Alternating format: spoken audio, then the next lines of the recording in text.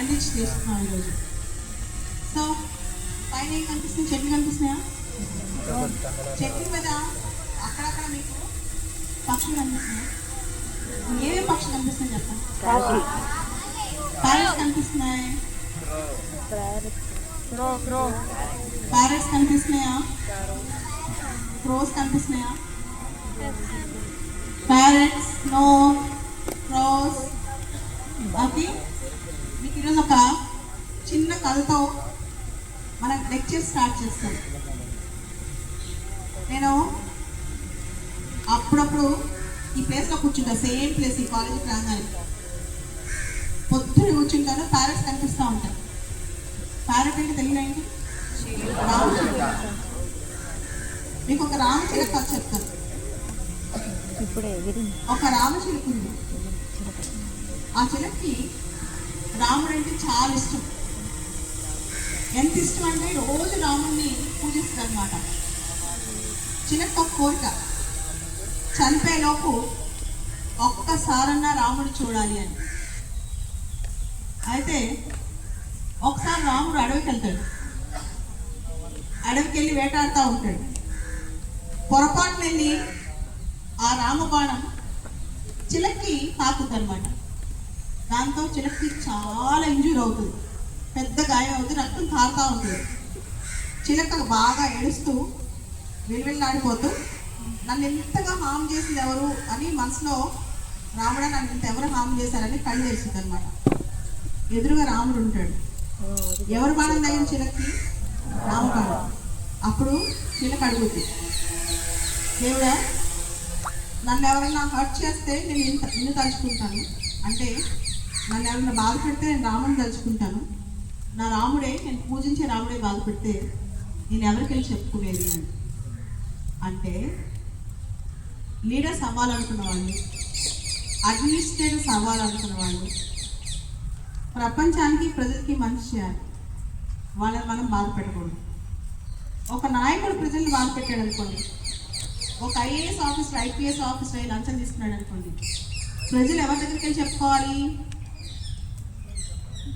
మీరందరూ ఎందుకున్నారు, ఎందుకు మీరు పెద్దగా ఐఏఎస్ ఐపీఎస్ ఇలా అవుదాం అనుకుంటున్నారు? అందరినీ కాపాడటానికి, అందరినీ రక్షించడానికి. మీరే వాళ్ళకి హాని చేశారనుకోండి, ఎంత ఏడుస్తారు? ఉదాహరణకి మీరు వస్తూ ఉంటారు, ఎక్కడన్నా ఆపేసి మీ ట్రాఫిక్ రూల్స్ బ్రేక్ చేశారు, 500 డబ్బులు అంటారు. బాధ అనిపించదా? అనిపించదా? అలానే ఇంకొకటి, రోడ్డు మీద వస్తూ ఉంటారు, బాగా గతుకుల రోడ్డు ఉంటుంది, వర్షాలు పడితే పాడైపోతుంది. ఈ రోడ్లు ఎందుకు వేయించలేదు, ఎవరు వేయించాలి అనుకుంటారు కదా. అలానే ఇంకొన్నిసార్లు ఎవరన్నా లంచం అడిగారనుకోండి, మీకు ఏమనిపిస్తుంది? చాలా బాధ అనిపిస్తుంది. కొన్ని సంవత్సరాల క్రితం నేను 12 సంవత్సరాలు ఆఫీస్గా పనిచేశాను అన్నమాట. దానిలో ఒక డెప్యుటేషన్ పోస్ట్లో జాబ్ చేశాను. అయితే నేను ఒక ఫైల్ సంతకం పెట్టి పంపించాను. దానికి సంబంధించి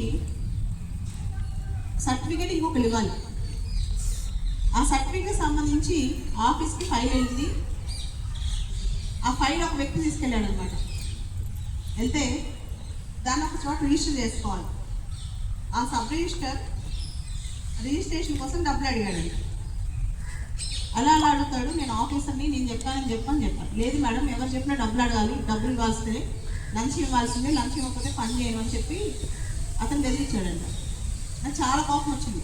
అరే నేను ఇచ్చింది గవర్నమెంట్ ఆర్డర్ పైన లంచ్ అవుతాడు ఎవడో చెప్పి, ఎవరైనా సబ్ రిజిస్టర్ నేనే వస్తానని చెప్పి నేనే బయలుదేరి 30 కిలోమీటర్లు వెళ్ళాను.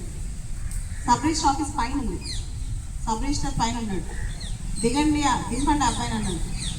దింపాను. మీకోసం ఒక మేడం వచ్చాడనమాట. ఆ ఆఫీస్ నుంచి వచ్చారు ఒక మేడం అంటే. చూస్తే ఎవరో తెలుసా? నా స్టూడెంట్. అంటే మనం ఎంత చదువుకున్నాం, ఏ స్థాయికి వెళ్ళామని కాదు, వాల్యూస్ నిలబెట్టుకున్నామా లేదా అనేది చాలా ఇంపార్టెంట్ అనమాట. నన్ను చూసి తలదించుకుని వెళ్ళిపోయాడు. మళ్ళీ లైఫ్ ఇంకా నమ్మకం చూపించలేదు నాకు. అంటే నువ్వు చదువుకున్నావా, నువ్వు ఆఫీసర్ అయ్యావా ఇంపార్టెంట్ కాదు, నువ్వు విలువలతో బతికావా లేదా అనేది చాలా ఇంపార్టెంట్ అనమాట. మీరు చాలామంది కిడ్స్ ఉన్నారు కదా, మీరు కొన్ని బేసిక్ వాల్యూస్ మాత్రం లైఫ్లో మర్చిపోకూడదు. You should be a good son, good daughter. You should be a good person in the society and good citizen to the country. పిల్లలందరూ మీరందరూ వినే ఉంటారు, ఆపరేషన్ సింధూర్ చేసేటప్పుడు చాలామంది సోల్జర్స్ కానీ ఆఫీసర్స్ కానీ మనందరి కోసం ప్రాణాలు తెగించి పోరాడారు. ఎందుకు పోరాడారు? ఎవరికైనా వాళ్ళ లైఫ్ అంటే చాలా ఇంపార్టెంట్ కదా. But why they fight for the country? Because for them country is more important than their life. వాళ్ళ జీవితానికంటే దేశం చాలా ఇంపార్టెంట్ అని నమ్మారు. కాబట్టి మీకు ఇక్కడ ఒక మంచి కథ చెప్తాను పిల్లలందరికీ కూడా. భగత్ సింగ్ తెలుసా? భగత్ సింగ్ దేశం కోసం పోరాడాడు. ఆయన 23 years మాత్రమే బతికాడు. భగత్ సింగ్ ఆయన పైన ఉరిశిక్ష పడింది అనమాట. బ్రిటిష్ వాళ్ళు వ్యతిరేకంగా పోరాడుతున్నారు, భారతదేశానికి స్వతంత్రం రావాలని కోరుతున్నాడు, రెవల్యూషనరీ యాక్టివిటీస్ చేస్తారని చెప్పి భగత్ సింగ్కి ఉరిశిక్ష చేశారు. భగత్ సింగ్ కొన్ని రోజులు ఏం చేశాడంటే పోలీసులు తప్పించుకుని తిరుగుతూ ఉండేవాడు. ఒకరోజు నైట్ ఏమైంది, ఉత్తరప్రదేశ్లో ఒక పేదింట్లో తలదాచుకున్నాడండి. ఒకరోజు నైట్ వెళ్ళి దాక్కుని బతుకుతూ ఒక ఇంటికి వెళ్ళి తలుపు కొట్టాడండి. ఆ తలుపు ఒక పెద్దవాడు తలుపు తీసిందంట. అమ్మా, నాకు ఎవరు లేరు, నాకు ఈరోజు నైట్ మీ ఇంట్లో ఉంటాను, నాకు అన్నం పెట్టవా అని అడిగాడంట. ఆ అమ్మ భగత్ సింగ్ అన్నం పెట్టిందంట. ఈరోజు నైట్ మీ ఇంట్లో పడుకుంటే పొద్దున వెళ్ళిపోతానమ్మా అని పోలీసు తప్పించి తిరుగుతున్నాడు అనమాట. ఆ రోజు నైట్ వాళ్ళ ఇంట్లో పడుకున్నప్పుడు ఆ అమ్మాయి ఏడు పిలిపిస్తూ ఉందంట నైట్ అంతా. అమ్మ వాళ్ళ అమ్మాయి. భగత్ సింగ్ అర్థమైందంట అమ్మాయికి పెళ్లి చేయాలి, కట్నం అడుగుతున్నారు, అమ్మ దగ్గర డబ్బులు లేవు అని.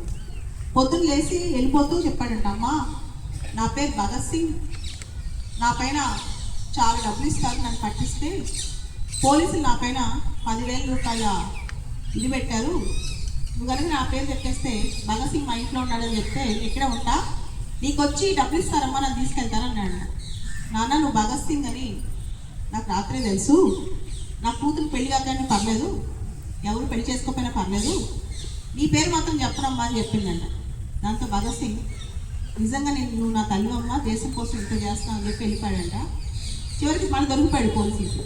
దొరికిన తర్వాత భగత్ సింగ్కి చిన్న వస్తువులు ఉంటాయి కదా, ఆయన్ని హ్యాంగ్ చేసే ముందు అవన్నీ అమ్మేసి వాళ్ళ ఫ్రెండ్కి ఇచ్చి, ఆ డబ్బులన్నీ అమ్మేసి 10,000 రూపాయలు వాళ్ళ ఫ్రెండ్కి ఇచ్చి ఆ అమ్మ దగ్గర పంపించాడంట. అమ్మ నేను నీ కొడుకుని నా చెల్లికి పెళ్లి చేయి, ఇదిగో నా లాస్ట్ డబ్బులు, నీ దేశభక్తిని చూసి నేను చాలా మూవ్ అయిపోయాను అని చెప్పి. సో దేశం కోసం 23 years చనిపోతూ పక్క వ్యక్తి గురించి అంత అద్భుతంగా ఆలోచించాడు భగత్ సింగ్ అనమాట. సో ఇలాంటి కథలు రియల్ స్టోరీస్ పిల్లలందరూ చదువుకోవాలి, అందరికీ తెలియదు. అండ్ చాలామంది చిన్నపిల్లలు ఉన్నారు కదా, మీ అందరికి ఒక మాట, అమ్మ నాన్న చదువుకోమని చెప్తే పొద్దాక ఎందుకు చెప్తా ఉంటారు. ఐప్యాడ్స్ ఫోన్స్ చూసి గంటలు టైం వేస్ట్ చేస్తారు. చూడొద్దన్నా. దసరా హాలిడేస్ వచ్చినాయి అనుకోండి, 1/2 hour 1 hour ఎక్కువ టైం వేస్ట్ చేయదు. టైం చాలా ఇంపార్టెంట్, ఎక్కువ వేస్ట్ చేయదు. మీకు తెలుసా, నేను చిన్నప్పుడు చాలా బాధపడేదాన్ని, నా స్కూల్కి వెళ్ళే అవకాశం ఎందుకు రాలేదు, నాకు బయటికి వెళ్ళే అవకాశం ఎందుకు రాలేదు, నాకు ఆడుకునే అవకాశం ఎందుకు రాలేదు. నాకు చెల్లి ఉందనమాట, తను బాగా యాక్టివ్గా ఉంటుంది. మా అమ్మ ఏం చేసేదంటే, ఇదే విజయవాడలో మేము చిన్నప్పుడు ఉండేవాళ్ళం, ఇదే దగ్గరలో 1st floorలో నాకు చైరేసి కూర్చోబెట్టదు. మా చెల్లి కిందకి వెళ్ళి ఆడుకుంటూ ఉండేదన్నమాట. నన్ను నేను క్వశ్చన్ చేసుకునేదాన్ని, దేవుడు నన్ను ఎందుకు ఇలా క్రియేట్ చేశాడు, అందరూ అమ్మాయిలు ఇంత బాగా ఆడుకుంటున్నారు కదా, మా ఫ్రెండ్స్ అందరూ ఇంత బాగా ఆడుకుంటున్నారు కదా, నేను ఎందుకు ఆడుకోలేకపోయాను అని చెప్పి. నాకు 20 years వచ్చేంత వరకు ఎవ్రీడే నన్ను నేను క్వశ్చన్ చేసుకున్నాను, గాడ్ నన్నే ఎందుకు ఇలా చేశాడు, నాకే ఎందుకు స్పెషల్ ఆఫర్ ఇచ్చాడు ఇట్లా అని. కానీ ఇప్పుడు తెలుసా, గాడ్ మళ్ళీ నన్ను పుట్టిస్తే నా లైఫ్ ఇలానే పుట్టించాలి, నేను బాధ్యతగానే పుట్టాలని, నాకు ఇంకొక లైఫ్ నా లైఫ్లో వద్దు. ఇప్పుడు ఎవరైనా అంటారు కదా, నీకు మళ్ళీ లైఫ్ ఉంటే ఎవరిలా పుట్టాలనుకుంటాను, నేనేమనుకుంటాను తెలుసా, నేను నాలానే పుట్టాలనుకుంటాను. ఎందుకంటే నా లైఫ్ అంటే ఇప్పుడు నాకు అంత ఇష్టం. గుర్తుపెట్టుకోండి, ఎలా పుట్టాం, ఎక్కడ పుట్టామని కాదు, చివరికి మనం ఏం రీచ్ అయ్యాం, ఎంతమంది లైఫ్లో ఇంపాక్ట్ చేయగలిగామని చాలా ఇంపార్టెంట్. అందరి పిల్లలు చెప్తున్నాను, మనం ఎక్కడ బిగిన్ అయ్యామని కాదు, ఎక్కడ ఎండ్ అయ్యామని చాలా ఇంపార్టెంట్. ఎక్కడ మొదలెట్టామని కాదు, ఎక్కడ వరకు వెళ్ళామనేది చాలా ఇంపార్టెంట్. మీకు ఒక రియల్ టైం కథ చెప్తాను. నా రూమ్లో ఈ కథ నేను ఎప్పుడు చదివేదాన్ని చిన్నప్పుడు. The beauty of the life life in the way we carry it on. జీవితం అంటే దాన్ని ఎలా ముందుకు తీసుకెళ్తాం అనేది చాలా ఇంపార్టెంట్. ఎంత అందమైన అద్భుతమైన జీవితాన్ని పాడు చేసుకోవచ్చు, ఎంత బెస్ట్ లైఫ్ వేస్ట్ లైఫ్ చేసుకోవచ్చు, ఎంత వేస్ట్ లైఫ్ బెస్ట్ లైఫ్ చేయొచ్చు. అది మన చేతిలో ఉంది. చాలామంది ఏమంటారు తెలుసా, దేవుడు మనల్ని ఇలా చేశాడు, సొసైటీ ఇలా చేసింది, ఎవరు సపోర్ట్ లేదంటారు. Always take your own responsibility. Me responsibility మీరే తీసుకోవాలి. మీకు ఇక్కడ ఒక స్టోరీ చెప్తాను, రియల్ జరిగిన స్టోరీ. అదొక middle east country. Middle east countries అంటే ఏంటి తెలుసా? Iraq, Yemen, Oman, Saudi Arabia, ఈ దేశాలన్నీ మిడిల్ ఈస్ట్లో ఉంటాయన్నమాట. ఆ దేశాల్లో ఒక చాలా పేదింటి కుటుంబంలో నుంచి ఒక అమ్మ డెలివరీ కోసం, బేబీ డెలివరీ కోసం హాస్పిటల్కి వెళ్ళిందంట. ఆల్రెడీ ఆ ఇంట్లో 3-4 పిల్లలు ఉన్నారు. 4th బేబీ 5th బేబీ పుట్టాలి. అయితే బేబీ డెలివరీ అవుతుంది, డాక్టరు డెలివరీ చేస్తారు. చూస్తే ఆ బేబీకి కంప్లీట్గా చేతులు లేకుండా వచ్చేస్తుంది బయట. దాంతో డాక్టర్ షాక్ అయిపోయి ఈ బేబీ కనుక వాళ్ళ అమ్మ చూస్తే ఏడ్చుద్ది, ఆ పేద కుటుంబం ఈ బేబీని పోషించలేదు, ఈ బేబీ వాళ్ళ కుటుంబం లైఫ్ అంతా సఫర్ అవుద్ది, ఈ బేబీ పుట్టగానే చచ్చిపోయిందని చెప్పి వాళ్ళ అమ్మకి చంపేద్దాం అనుకున్నాడంట. ఈలో బేబీ పట్టుకోగానే గట్టిగా అరిచిందంట, సౌండ్ చేసిందంట. అండ్ నర్సు బయట నుంచి లోపలికి వచ్చిందంట. దాంతో డాక్టర్ చంపలేకపోయాడు బేబీని. మదర్కి వెళ్ళిపోవచ్చింది. మదర్ బేబీని చూసి చాలాసేపు ఏడ్చిందంట. చుట్టాలందరూ వచ్చారు. అయ్యో ఇలాంటి బేబీని ఎలా పెంచుతావు, ఏంటి డాక్టర్ ఇలా పుట్టింది, ఇలా అడిగారంట. చివరికి 1 వీక్ తర్వాత బేబీ తీసుకుని హాస్పిటల్ నుంచి ఇంటికి వెళ్ళిపోయారు. డాక్టర్ ఆ విషయం మర్చిపోయాడు. తర్వాత ఒక 20-25 ఇయర్స్ తర్వాత డాక్టర్కి ఒక ఇన్విటేషన్ కార్డు వచ్చిందంట. మీ సిటీలో చాలా పెద్ద ఈవెంట్ జరుగుతుంది, అప్పుడు ఆయన చాలా ఫేమస్ డాక్టర్ అయిపోయాడంట. ఆ డాక్టర్ని చీఫ్ గెస్ట్గా పిలిచారు. ఆ అమ్మాయికి అవార్డు ఇవ్వడానికి చీఫ్ గెస్ట్గా పిలిచారంట. చాలా పెద్ద మ్యూజిక్ ఈవెంట్ జరుగుతుంది, మీరు చీఫ్ గెస్ట్గా రావాలి అని చెప్పి. ఆ ఫంక్షన్కి ఆయన వెళ్ళాడంట. ఒక అమ్మాయి 1 hour 2 hours ఆయన ఇంటూ ఉండిపోయాడంట. చాలా అద్భుతంగా పియానో వాయిస్తుందని కూర్చుని. చాలా షాక్ అయ్యాడు డాక్టర్, ఇంత అద్భుతంగా అమ్మాయి పియానో వాయిస్తుంది అని చెప్పి. చివరికి ప్రైజ్ ఇవ్వడానికి వెళ్తే ఆ అమ్మాయికి 2 చేతులు లేవు, ఆర్టిఫిషియల్ లిప్స్ పెట్టుకుందంట. అమ్మాయిని చూసి ఇంత అద్భుతంగా ఎలా వాయించావంటే వాళ్ళ అమ్మ పరిగెత్తుకుంటూ వచ్చి, డాక్టర్ గుర్తుందనా, 20 years బ్యాక్ నువ్వు డెలివరీ చేసావు నాకు, ఆ బేబీ ఈ అమ్మాయి అని. అంటే లైఫ్లో ఎలా పుట్టావని కాదు, నువ్వు ఎంతమందిని ఇన్స్పైర్ చేసావు, ఎంతమందిని హ్యాపీ చేసావు, ఎంతమంది జీవితాల్లో మార్పు తీసుకొచ్చావు, నువ్వు నీ కళ ద్వారా ఎంతమంది లైఫ్ని టచ్ చేసావు, చాలా ఇంపార్టెంట్. అంటే పూర్తిగా ఒకటి లేకుండా పుట్టిన ఒక అమ్మాయి దాన్ని క్రాస్ చేసి, చేతులు లేకుండా పుట్టిన దాన్ని క్రాస్ చేసి అమ్మాయి అప్పట్లో ఆ కంట్రీస్లో బెస్ట్ పియానో ప్లేయర్ అయిందంట. అటువంటి స్టోరీస్ కొన్ని 100,000 ఉన్నాయి. కాబట్టి మనకి ఇది లేదు అది లేదు అనుకోకుండా, చిన్నదానికి పెద్దదానికి కంప్లైంట్ ఇవ్వకుండా, ఓకే. ఉదాహరణకి మార్నింగ్ బ్రేక్ఫాస్ట్ దగ్గర నుంచి ప్రతిదీ కంప్లైంట్ చేస్తారు కొంతమంది, ఇది బాలా అది బాలా, అది బాలా ఇది బాలా. సో మనిషి ఎలా ఉన్నా, ఎలాంటి పరిస్థితుల్లో ఉన్నా మనిషి తన అర్థం చేయగలడు అనమాట. ఇది బాగా గుర్తుపెట్టుకోండి. అంటే మీకు ఒక మాట చెప్తాను, ఫ్రీడమ్ ఆఫ్ యాటిట్యూడ్ అంతా మన మైండ్ సెట్. మనం కరెంట్ లేకుండా బతకొచ్చు, మనకి ఏ కంఫర్ట్స్ లేకుండా బతకొచ్చు, మనకి ఏది లేకుండా బతకొచ్చు. Everything depends on our mind set. మన మైండ్ సెట్లో ఉంటుంది. అయ్యో మనం ఈరోజు కరెంట్ లేదే, అయ్యో ఈరోజు మనకు చెప్పులు లేవే. చైనీస్ సామెత ఒకటి ఉంటుంది, నీకు చెప్పులు లేవని బాధపడకు, అసలు నడకే లేని వాళ్ళ గురించి ఆలోచించు.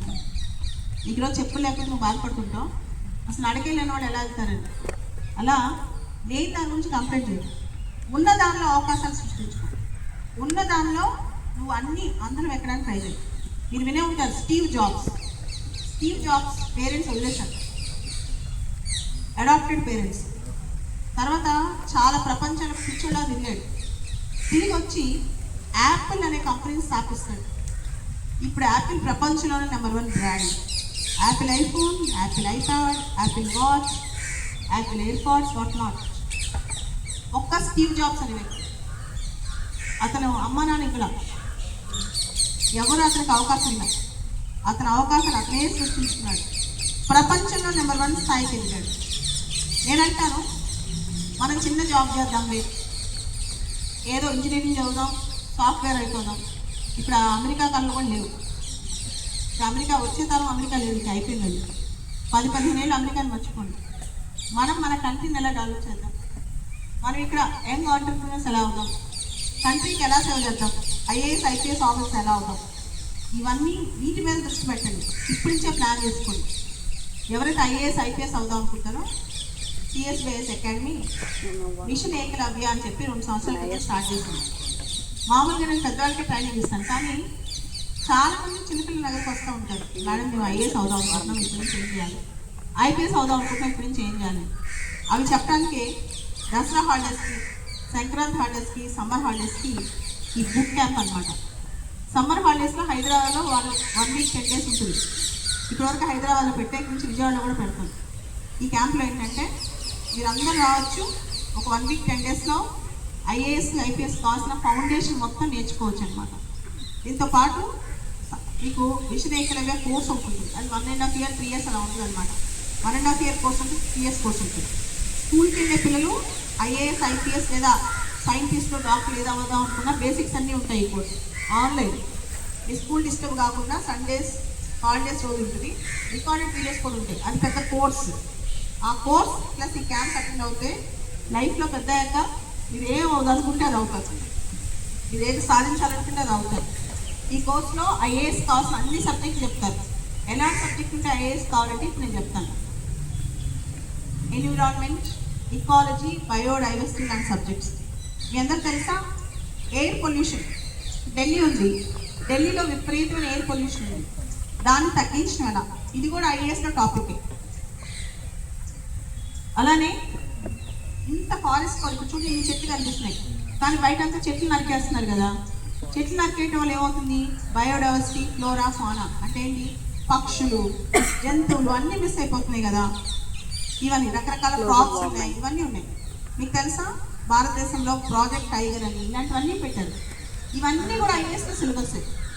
తర్వాత పాలిటీ అంటే ఏంటి, మన ప్రైమ్ మినిస్టర్ ఏం చేస్తారు, మన ప్రెసిడెంట్ ఏం చేస్తారు. మీకు తెలుసా మనకి రీసెంట్గా వైస్ ప్రెసిడెంట్ ఎలక్షన్స్ అయ్యాయి. మన కొత్త వైస్ ప్రెసిడెంట్ ఎవరు, సిపి రాధాకృష్ణన్ గారు. మన కొత్త వైస్ ప్రెసిడెంట్ సిపి రాధాకృష్ణన్ గారు. ప్రెసిడెంట్కి వైస్ ప్రెసిడెంట్కి తేడా ఏంటి, ఇవన్నీ చదువుతాం అన్నమాట. అలానే హిస్టరీ అంటే ancient India, medieval India, modern India. ఎప్పుడైనా విన్నారా ఏన్షియంట్ ఇండియాలో say for example Indus valley civilization, Sindhu నాగరికత గురించి చదువుతాం అనమాట. అలానే మిడివల్ హిస్టరీలో రకరకాల అంశాలు చదువుతాం. మోడర్న్ ఇండియాలో మనం అన్ని మూమెంట్స్ అవుతాం.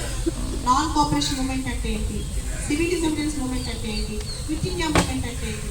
Example do or die slogan Gandhi గారు ఏ మూమెంట్ అప్పుడు ఇచ్చారు చెప్పండి, క్విట్ ఇండియా మూమెంట్. అలాంటివన్నీ నేర్చుకుంటాం. ఈ బేసిక్స్ అన్ని కూడా ఏకలవ్యాలు అన్ని సబ్జెక్ట్ టీచర్స్ చెప్తారు. ఒక్కొక్క సబ్జెక్ట్ ఒక్కొక్క టీచర్ ఉంటారు, ఆన్లైన్ ద్వారా నేర్పిస్తూ ఉంటారు అనమాట. సో ఇలాంటి క్యాంప్స్లో చెప్తారు. తర్వాత మీకు ఆన్లైన్లో కూడా టీచ్ చేస్తారు. దాన్నే ఏకలవ్య ప్రోగ్రామ్ అని చెప్పి. ఎవరైతే భవిష్యత్తులో ఐఏఎస్ ఐపీఎస్ పెద్ద స్థాయికి వెళ్ళాలనుకుంటారో దీనివల్ల లీడర్షిప్ స్కిల్స్ ఎన్ని పెరుగుతాయి అన్నమాట. సో మనకు తెలిసి చాలా మంది పిల్లలు సోషల్ మీడియాకి వెళ్తుంటారు. సోషల్ మీడియా చూసే టైంలో ఏకలవ్య వింటే కనీసం చాలా జ్ఞానం వస్తుంది. అండ్ అన్నిటికీ ఇంపార్టెంట్ ఏంటంటే ఈ మధ్య నా స్టూడెంట్స్ అందరూ ఇంజనీరింగ్ చదివి మెడిసిన్ చదివి దగ్గరకు వస్తారు ఐఏఎస్ అవుదాం. వాళ్ళ రాయమంటే ఒక పారాగ్రాఫ్ కూడా స్క్రిప్ట్ రాయలేదు. ఉదాహరణకి మీరు ఎక్కడైనా చైల్డ్ లేబర్ చూసారనుకోండి, వాట్ ఈజ్ చైల్డ్ లేబర్ రాయండి సరిగ్గా అంటే ఎవరు రాయలేదు. చైల్డ్ లేబర్ అంటే ఏంటో తెలుసు, కానీ స్క్రిప్ట్ రాయడం రాదు. అలానే ఇండియాలో టెర్రరిస్ట్ అటాక్స్ జరిగాయి, పెహల్గామ్ అటాక్స్ గురించి కొంతసేపు మాట్లాడండి అంటే మాట్లాడలేదు.